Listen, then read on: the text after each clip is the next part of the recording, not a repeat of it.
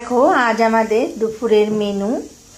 দেখো কি কি রান্না করেছি আজকে। আজ তো সানডে ফান্ডে, আজকে ছুটির দিনে সবাই ভালো মন্দ রান্না করে। আমি খুব হালকা পাতলা রান্না করেছি। দেখো এখানে শীষ পালং করেছি কুমড়ো দিয়ে, বড়ি দিয়ে, লাল আলু দিয়ে করেছি। লাল আলু মানে মিষ্টি আলু না, এমনি লাল আলুটা।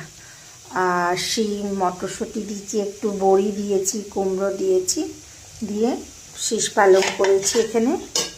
আর করেছি, সেদিনও করেছিলাম, এবার শীতে সেরকম খাওয়া হয়নি তাই সেদিন খেয়েছি। আর আজকে আবার করেছি ভোলা মাছের লাল আলু দিয়ে ধনেপাতা দিয়ে লাল তেল ঝাল। আমার দারুণ লেগেছিল সেদিন খেতে, তাই আরও একবার আনতে বলেছিলাম বরকে, তাই নিয়ে এসেছে, নিয়ে করেছি। এবার দেখেই মনে হচ্ছে কতক্ষণ একটু গরম ভাত করে খেতে বসে যাই।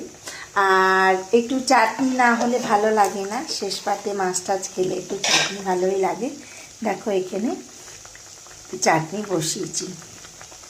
জানো যদি মন কি চায়, জানো যদি মন কি চায়।